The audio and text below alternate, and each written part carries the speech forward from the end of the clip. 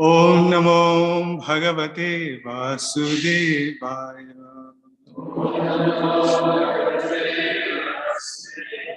Om Namo Bhagavate Vasudevaya. Om Namo Bhagavate Vasudevaya.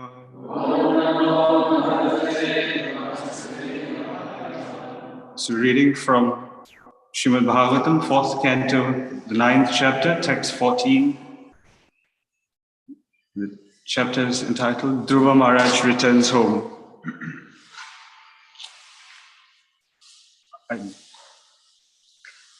You probably have your phones. Kalpanta etad hakilam jatarena granna.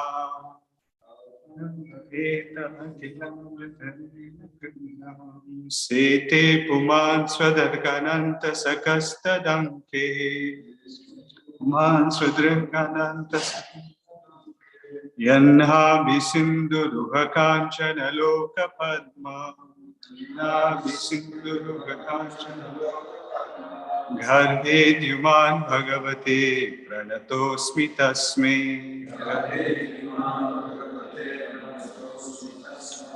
Kalpanta etad akilam jatarena grinnan. Sete puman swadagananta sakasta anke.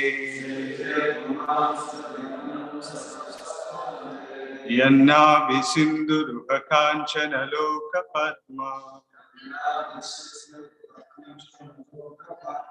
Garbhe Dyuman Bhagavate Pranatosmi Tasme.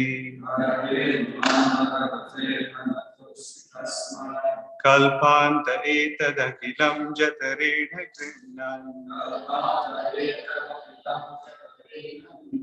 Sete puman swadagananta sakastadanke. Yanha visindhuruha kanchana loka padma. Garbhe Dyuman Bhagavate Pranatosmi Tasme.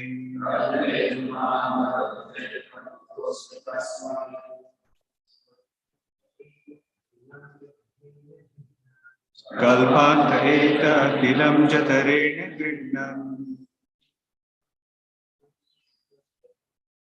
Sete puman swadagananta sakastadanke.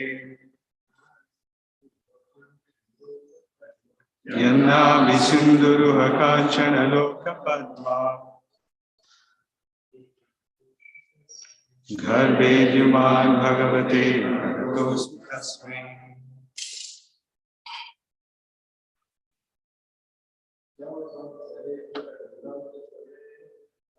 Kalpanta eta akilam jatarena grinnan.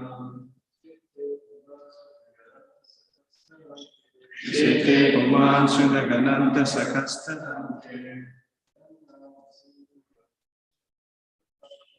Yanna visindhuruha kanchana loka padma.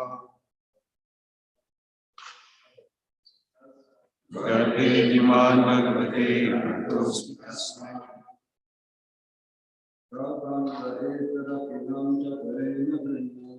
Kalpanta eta akilam jatarena grinnan. Sete puman swadagananta sakastadanke. Yanna visindhuruha kanchana loka padma. Garbhe Dyuman Bhagavate Pranatosmi Tasme.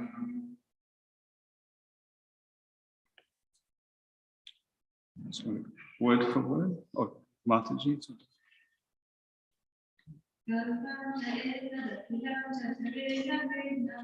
Kalpanta etad akilam jatarena grinnan.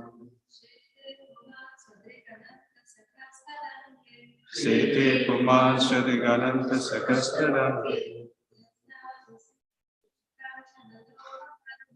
Yanna visindhuruha kanchana loka padma. Garge Divan Bhagavate Pranatosi Tasmai.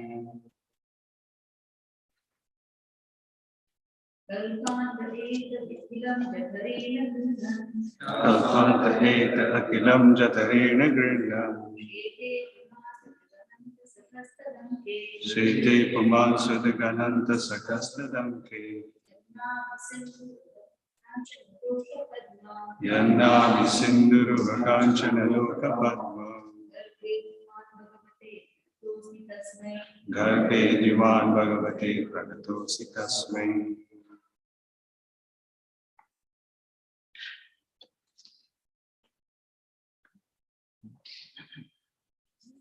Word for word. Kalpa ante, at the end of the millennium.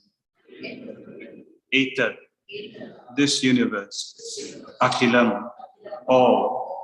Jatarena, within the belly. Grinnan, withdrawing. Chete, lies down. Puman, the Supreme Person. Svadrik, looking upon himself. Ananta, the unlimited being Sesha. Saka, accompanied by Tad Anke, on his lap. Yat, from whose Nabhi, navel, Sindhu, ocean, Ruha, sprouted, Kanchana, golden, Loka, planet, Padma, of the lotus, Garbe, on the world, Dyuman, Lord Brahma, Bhagavate, onto the Supreme Personality of God.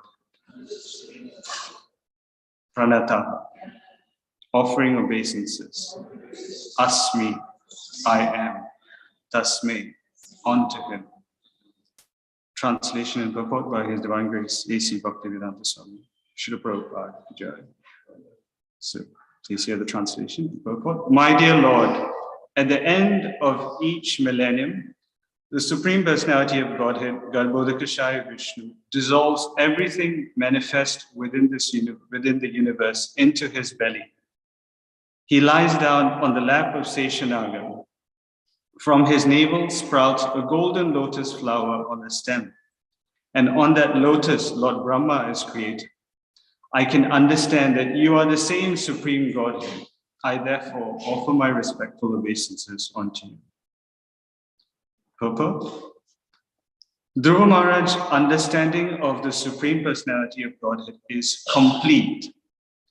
In the Vedas, it is said, Kasmin Bhagavo Vigyati Sarvam Idam Vigyantam Bhavati. Knowledge received through the transcendental causeless mercy of the Lord is so perfect. By that knowledge, the devotee becomes acquainted with all the different manifestations of the Lord. Lord Kshirodakashaya Vishnu was present before Dhruva Maharaj, who could also understand the Lord's two other forms, namely Garbhodakashaya Vishnu and Karanadakashaya Vishnu, Mahavishnu. Regarding Mahavishnu, it is stated in the Brahma Samhita 5.48, Yasye Nishvasita Kalam Atavalambhya Jivanti Loma Vilaja Jagadantanatha Vishnur Mahansa Ihayasya Kala Vishesho Govindamadi Purusham Tamaham Bhajami. At the end of each and every millennium, when all the material worlds are dissolved, everything enters the body of Garbhodakashaya Vishnu, who is lying on the lap of Seshanaga, another form of the Lord. Those who are not devotees cannot understand the different forms of Vishnu and their positions in regard to the creation. Sometimes the atheists argue, how can a flower stem sprout from the navel of Garbhodakashaya Vishnu? They consider all the statements of the Shastras to be stories. As a result of their inexperience in the absolute truth, and their reluctance to accept authority, they become more and more atheistic. They cannot understand the Supreme Personality of Godhead. But a devotee like Dhruva Maharaj, by the grace of the Lord, knows all the manifestations of the Lord and their different positions. It is said that anyone who has even a little of the Lord's grace can understand his glories. Others may go on speculating on the absolute truth, but they will always be unable to understand the Lord.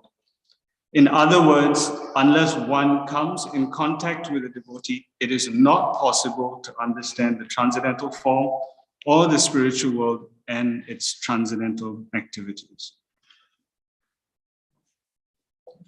Om Jnana-timirandasya Jnana-anjana Shalakaya Chakshurunmilitam Yena Tasmai Shri Gurave Namaha Shri Chaitanya Manobhishtam Stapitam Yena Bhutale Swayam Rupa Kadamayam Dadati Swapadantikam Vandeham Shri Guru Shri Yuttapada Kamala Shri Gurun Vaishnavamsha Shri Rupam Sagrajatam Sahagana Raghunathanvitam Tam Sajivam Sadvaitam Savadutam Parijana Sahitam Krishna Chaitanya Devam Shri Radha Krishna Padan Sahagana Lalita Shri Vishakhanvitam Sha He Krishna Karuna Sindhu Dinabandho Jagatpati Gopesha Gopika Kanta Radha Kanta Namaste Tapta Kanchana Gaurangi Radhe Vrindavaneshwari Vrishabhanustute Devi Pranamami Hari Vancha Kalpatarubhyascha Kripa Sindhubhya Evacha Patitanam Pavanebhyo Vaishnavebhyo Jai Shri Krishna Chaitanya Prabhu Nityananda Shri Advaita Gadadhar Shivasadi Gaura Bhakta Hare Krishna, Krishna Krishna, Hare Hare, Hare Rama, Rama Rama.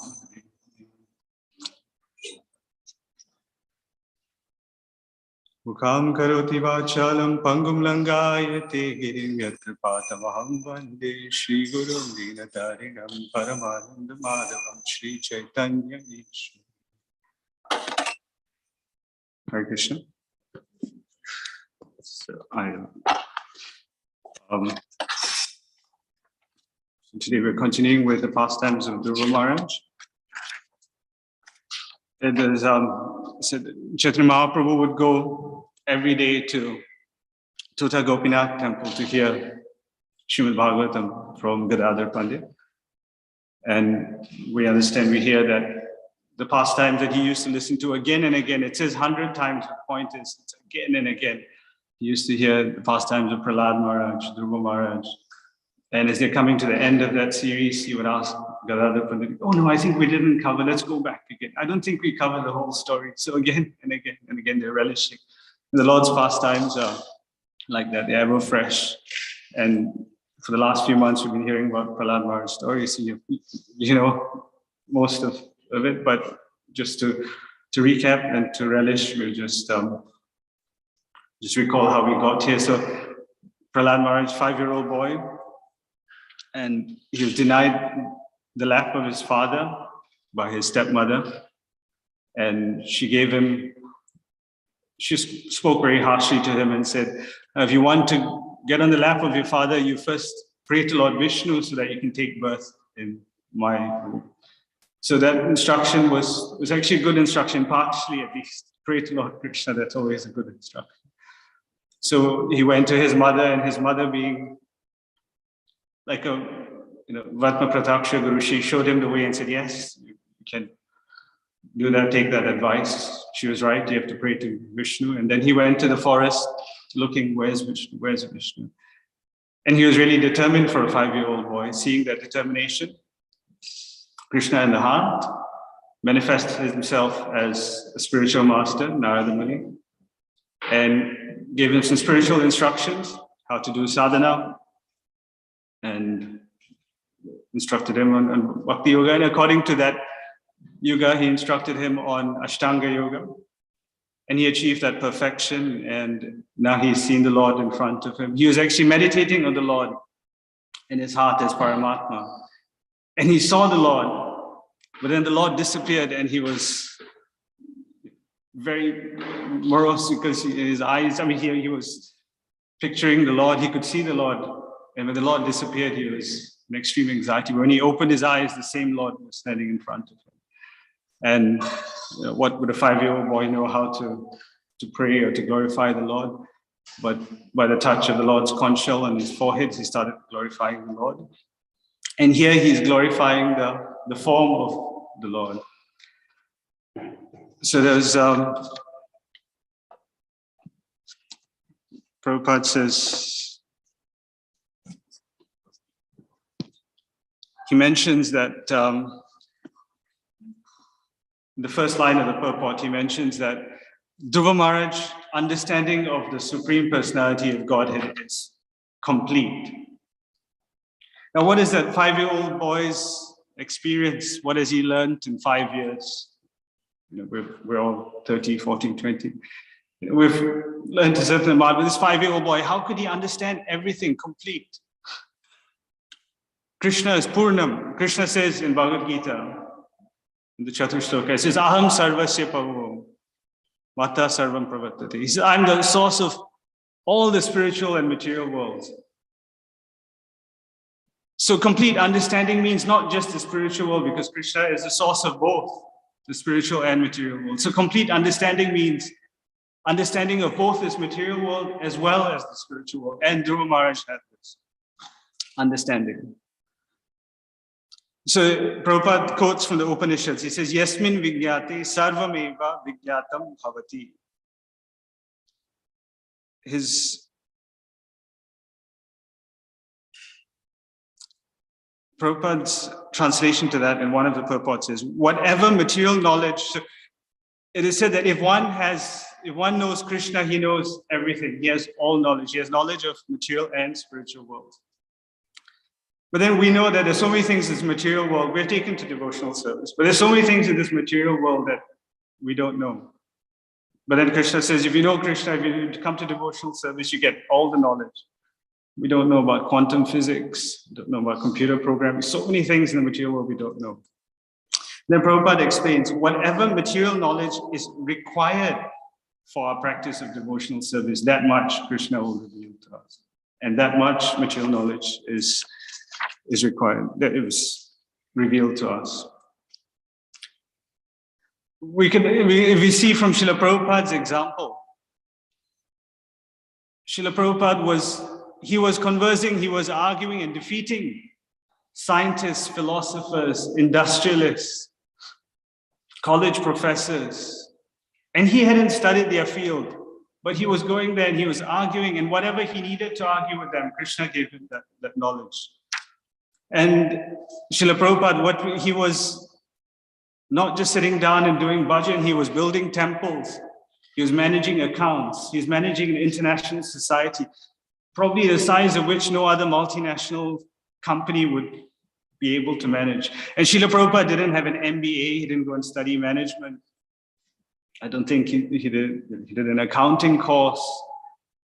But whatever material knowledge that was required for Srila Prabhupada to continue preaching Chaitanya Mahaprabhu's mission was given to him. So once, if we know Krishna, then we know everything, complete knowledge, spiritual and material. But the amount of material knowledge that is required for our practice in devotional service. And how does the Lord give this knowledge? He explains in the Chaturshloka again. He says, Tesham satara yuktanam bhajatam priti purvakam dadami buddhi yogam tam yena maham upayati. He says, to those who are constantly devoted, Tesham satata yuktanam, not just on the weekends or when I feel like it, but constantly doing devotional service. And priti purvakam, with love and devotion, not just officially, but with love doing devotional service. Then he gives the understanding by which we can come to him. So now,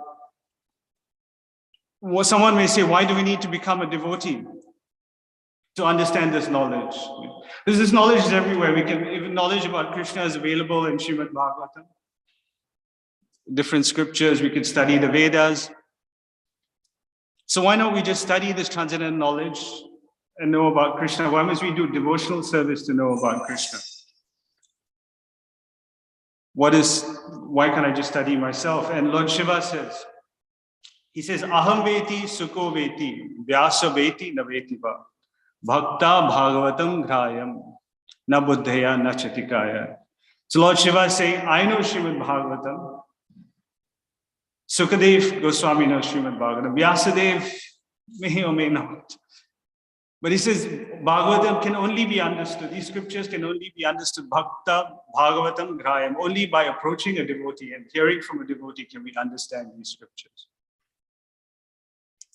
Not by our own intelligence, not by reading so many different commentaries on these scriptures we cannot understand.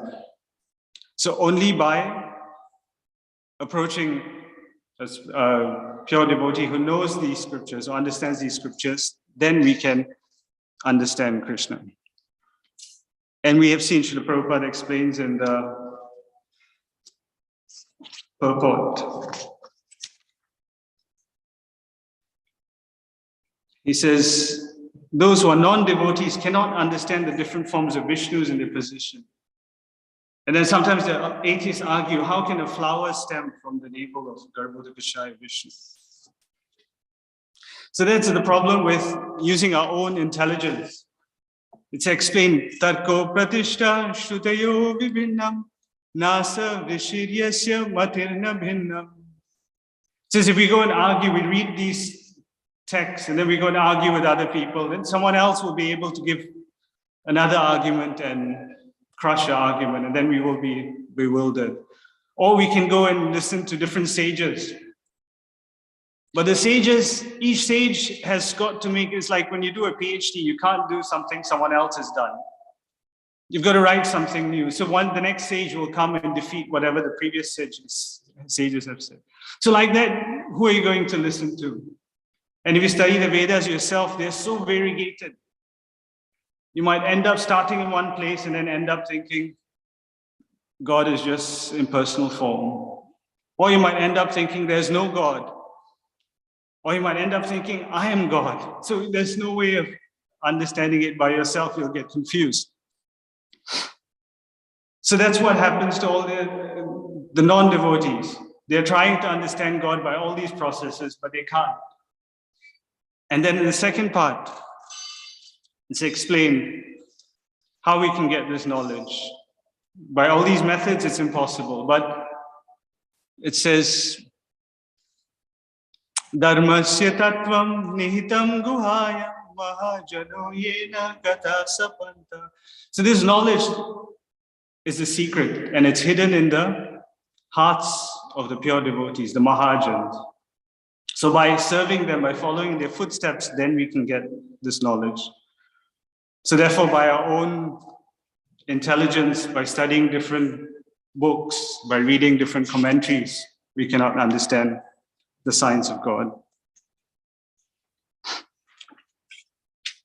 And it said here, we can speak to so many people who are non-believers, and we try to explain this whole different Mahavishnus lying in the causal ocean or lying in a serpent, coils of a serpent, and there's a lotus coming out of the belly, and there's another personality there. People are not going to understand. They can't. In the material world, the only things that come out of the belly button, and the belly piercings, or sometimes hernias can come out. But otherwise, it's impossible to understand.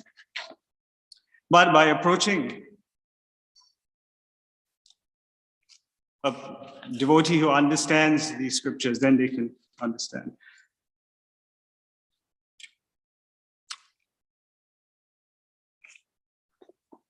And here we are hearing from Dhruva Maharaj, who did that. He approached one of the Mahajans. Narada Muni is one of the 12 Mahajans. And he served his instructions, and then he got all this knowledge. And Srila Prabhupada in the last line says, in other words, unless one comes in contact with a devotee, it is not possible to understand the transcendental form or the spiritual world and its transcendental activities. So the most important thing from what Srila Prabhupada explains, Dhruva Maharaj did was he came in contact with a pure devotee. He came in contact with Narada Muni. So there are many examples of how devotees became devotees by association with pure devotees. And just a few examples that we can discuss from Chaitanya Mahaprabhu's Leela. The pastimes are so sweet, and we can see exactly, practically how this happened. So we all know the pastime of Srila Sarvabhauma Bhattacharya. He was an impersonalist. And when Chaitanya Mahaprabhu, he went to Jagannath Puri and he had darshan of Jagannath, he fainted in ecstasy. And Sarvabhauma Bhattacharya brought him to his house. And he was trying to serve, and he was trying to find out, who is this sannyasi? So Sarvabhauma Bhattacharya's brother-in-law was Gopinath Acharya. And he was a great devotee, and he knew the identity of Chaitanya Mahaprabhu. And so Sarvabhauma Bhattacharya went to Gopinath Acharya, and he's asking, who is this brahmachari? He looks so young and effulgent. Gopinath Acharya, he explained who he was, who his father was, and Sarvabhauma Bhattacharya knew his grandfather, so he was trying to understand who Chaitanya Mahaprabhu was. Gopinath Acharya told him that he took sannyas under Keshav Bharati, it's Bharati Sampradaya. And Sarvabhauma Bhattacharya, he was thinking, because in impersonalists, they have gradations of sannyasis. So Bharati was sort of a lower grade, and Sarvabhauma Bhattacharya was he was a Saraswati Brahmin. So he said, I will elevate him to become a higher sannyasi, a higher grade of sannyasi. And Gopinath Acharya was just, this is God himself, he doesn't need to take sannyas. What do you mean you're going to make him a greater sannyasi? And then they had a lot of arguments. He was saying, Gopinath Acharya said, no, he is God himself. And Sarvabhauma Bhattacharya was saying, no, I have studied all the scriptures. And it says God is Triyugi. In Kali Yuga, he doesn't come. And then there was a big argument, and Gopinath Acharya was trying to convince him. And he told him, you've studied all the scriptures. So this is the problem now. He studied all the scriptures, but his conclusion was the impersonalist conclusion, and he couldn't accept that Chaitanya Mahaprabhu was God. And Gopinath Acharya, he just gave up. He said, you can't sow a seed in a barren land. He just gave up on it. And then after that, he went, the pastime goes on, and he met Chaitanya Mahaprabhu, and he told Chaitanya Mahaprabhu, I'll teach you Vedanta. Chaitanya Mahaprabhu heard from him. There was the discussion, and they discussed this particular verse. And Chaitanya Mahaprabhu gave so many different explanations to that verse. And Sarvabhauma Bhattacharya realized that this is Krishna himself. And then he surrendered. And then when he surrendered, Chaitanya Mahaprabhu was very happy, and Gopinath Acharya, he was so happy because he couldn't stand to see his Lord being blasphemed by Sarvabhauma Bhattacharya. And he was so happy, and Chaitanya Mahaprabhu told him, Gopinath, you're a devotee. And because Sarvabhauma Bhattacharya had your association, therefore he got Jagannath's mercy, and Chaitanya Mahaprabhu is not different from Jagannath. And that we can understand that Chaitanya Mahaprabhu was Sarvabhauma Bhattacharya. When he got this knowledge, once he realized Chaitanya Mahaprabhu was God, he gave up this impersonalist thoughts. He started singing from Srimad Bhagavatam. It's a very famous verse. So all of you know, Tattenu kampam shushamik shamano Bunjana evatma kritam vipakam hritvagvapubir vidadam namaste jiveti yo. He said bhakti pade sadhaya bhav. The original verse is mukti pade sadhaya bhav. But from being an impersonalist, now he couldn't even mention the word mukti, because mukti sort of gives you the connotation of impersonal liberation. And he couldn't even bear the thought of mentioning that word mukti. So he used bhakti, and Chaitanya Mahaprabhu corrected him and he said that you can't change Srimad Bhagavatam. Vyasadeva was right. Sukadeva Goswami, what he wrote was right. And he explained to him that mukti actually means bhakti as well. All sorts of mukti pade means one at whose lotus feet all forms of mukti are found, not just in personal liberation. So 5 types of liberation plus bhakti. Mukti hitva anata rupam surapena vivastiti. Mukti means, in one sense, it's explained that knowing that you're not this material body and understanding your spiritual identity, that is also called mukti. So that is bhakti.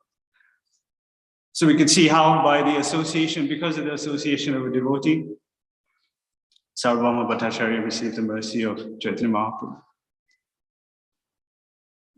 And another pastime from Chaitanya Mahaprabhu is extremely sweet pastime, is the story of Amoga. So this is Sarvabhauma Bhattacharya's son-in-law. And he had a very offensive mentality. He would find fault with all the devotees. Whichever devotee he'd see, he'd find some fault. If he couldn't find a fault, he would do something to trick them, and then, I see, so if someone didn't want to eat, he'll force them to eat prasad and say, what kind of renunciate are you eating so much prasad?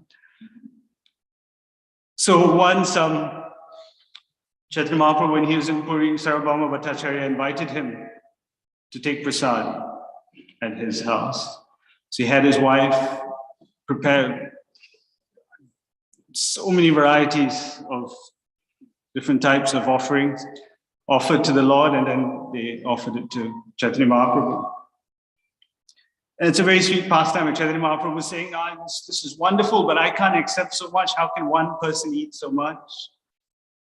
And Sarvabhauma Bhattacharya, who was previously an impersonalist, now he could understand. He said, in Jagannath Puri, you're eating 52 times a day, more than 100 varieties of food, 100 pots. So this is nothing. It said in Dwarka, 16,108 wives cook for you. And you have so many mothers and aunties, everyone's cooking for you and eating 2 times a day in all their houses. So this is nothing. And he said, we know in Govardhan Puja how much offering there was and how much you took. So this, please, Lord, please accept it. And Chaitanya Mahaprabhu was accepting the love of Sarvabhauma Bhattacharya and his wife, and he was eating.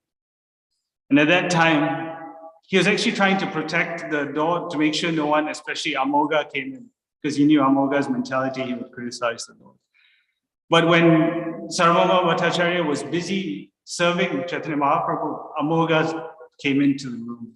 Then he saw Chaitanya Mahaprabhu and he was like, what kind of sannyasi are you? You're eating so much. 10, 12 people could eat this amount of food. And immediately Sarvabhauma Bhattacharya chased him away with a stick. And Chaitanya Mahaprabhu didn't say anything. He just laughed and he continued ordering the prasad. But Sarvabhauma Bhattacharya, he was so upset. He said, I have invited the Lord to my house and now he has been offended by my own son-in-law. And his wife told his daughter, or she said, let my daughter become a widow, implying let my son-in-law die because he's committed such an offense. After this, Chaitanya Mahaprabhu didn't take much offense. He said, sannyasi, what he said was right, maybe I should. He told Sarvabhauma, there's nothing wrong with what he said. But Sarvabhauma Bhattacharya, he was so serious. He said, the Lord has been offended because of me. I will fast till I die. So he and his wife were fasting.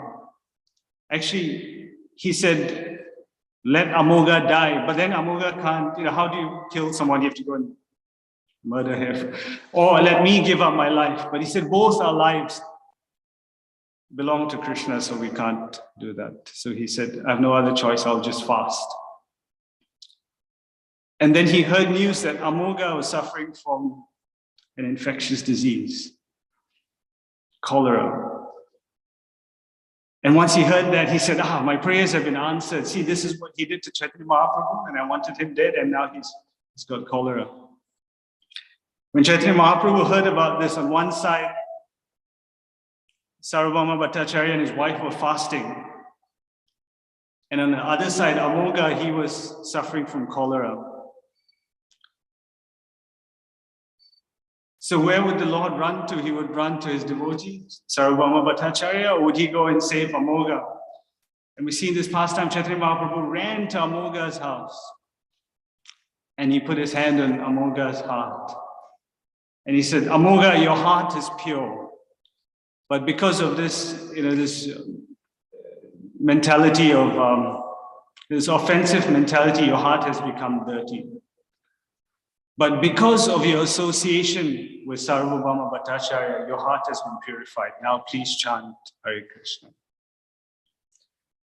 And Amoga, his heart melted and he started crying and glorifying the Lord.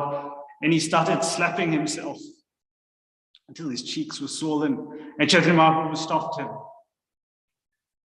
said, no, don't do this. He said, you are very dear to me. He said, why? He said, Sarvabhauma Bhattacharya is in Sarvabhauma Bhattacharya's house.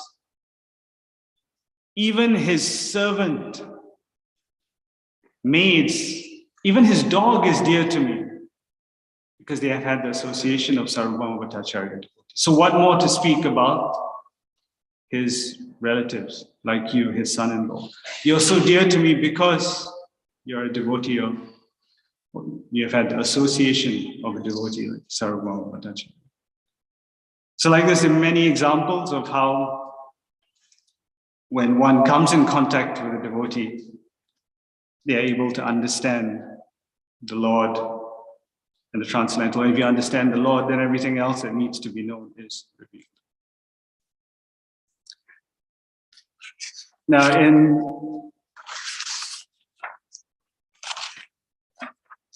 we see the same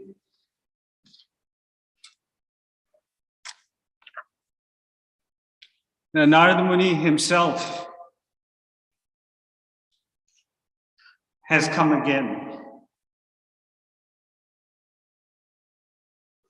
to try to teach us the same knowledge that he has taught Dhruva Maharaj. And that's the whole purpose of this movement. It says that Narada Muni, the spiritual master, is a direct representative of Narada Muni. So Srila Prabhupada, he came to give us all, not just us, the whole world, this opportunity to have a contact with devotees.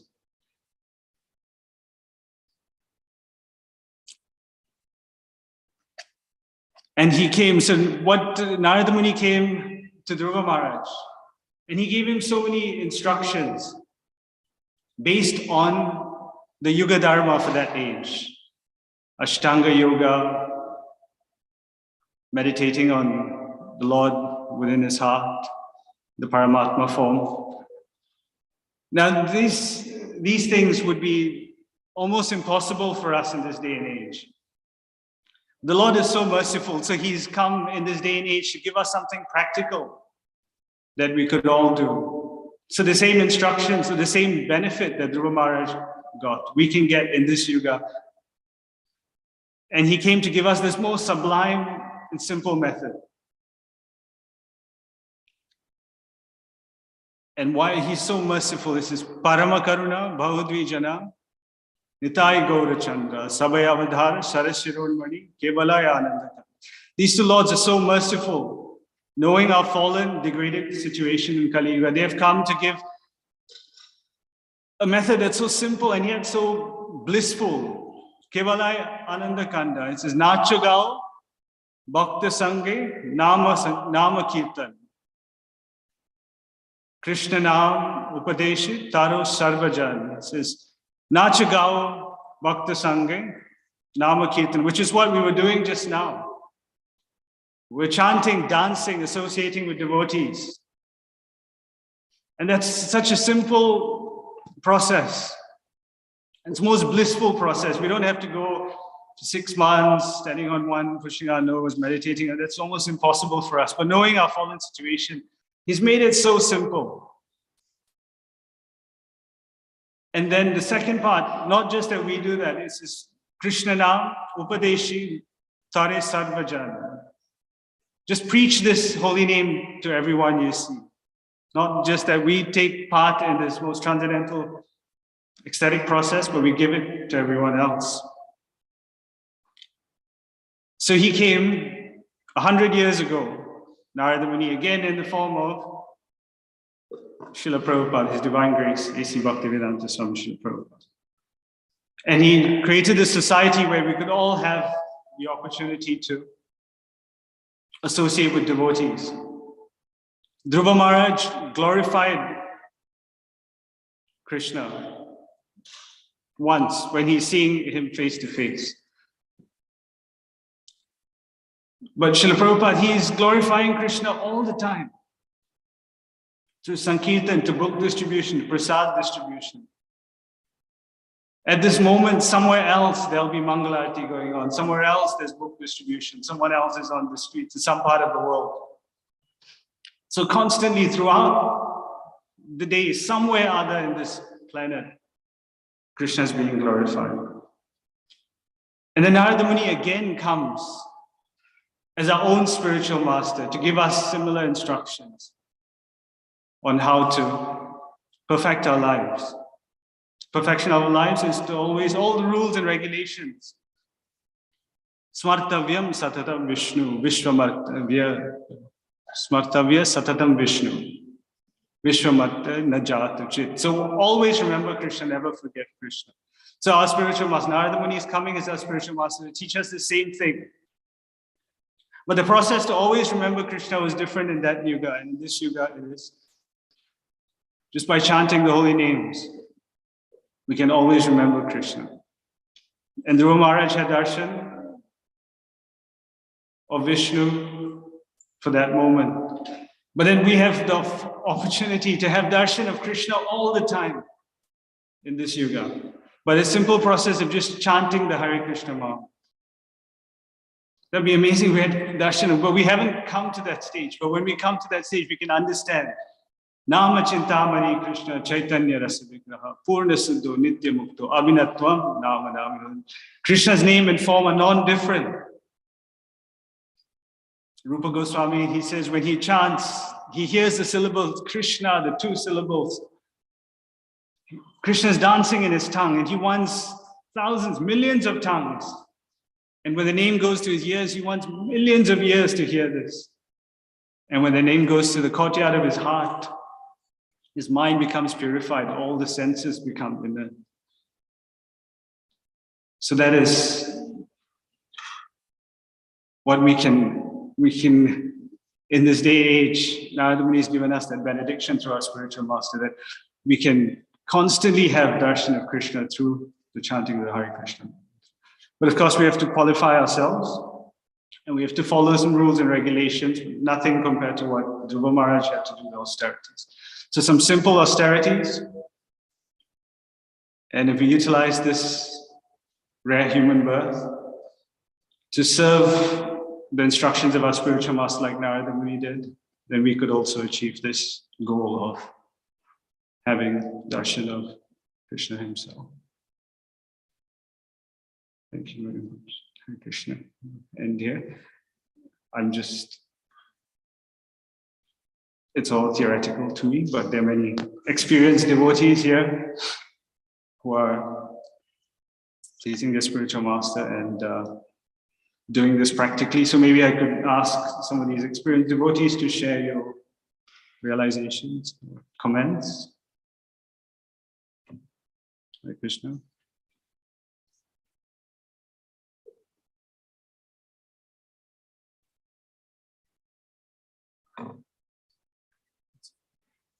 Anybody, Mataji?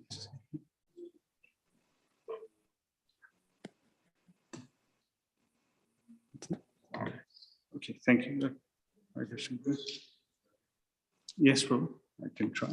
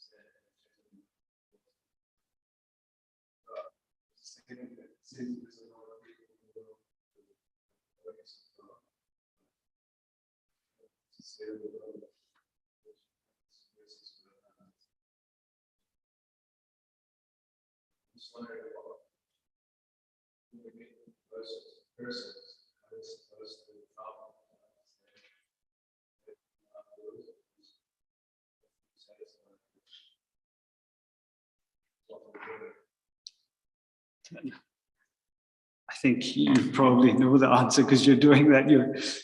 We're helping them, we're distributing books that they might be devotees, but if they haven't understood Chaitanya Mahaprabhu, then the highest goal of Krishna Prem or worshipping Radha and Krishna is impossible for these devotees. So only through Chaitanya Mahaprabhu in Kali Yuga can they have access to the worship of Radha and Krishna. And so Srila Prabhupada has started this wonderful program of distributing these books so that we can convince people, we can introduce people to Chaitanya Mahaprabhu. And those who can't come, we give them prasad, just the holy name. And slowly their hearts change. And then if not in this life, next life, in future lives, they'll come to the process of understanding Chaitanya Mahaprabhu. And we're going out in the streets chanting, doing Harinam. This process of Chaitanya Mahaprabhu. Maybe I can, Prabhu, would you like to say something? Herman Krishna Prabhu, would you like to share something with Prabhu's question?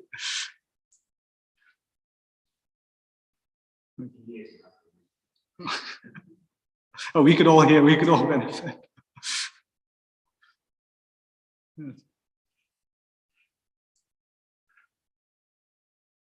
All right, thank you very much. Vancha kalpatarubhyasya kripa sindhubhyo cha patyanam pavanebhyo vaishnavebhyo. Srila Prabhupada, Vrintrachi Bhagavatam. His Grace Kadamba Prabhu ki jai, Srila Prabhupada ki Gaur Bhakti Kaptan Vancha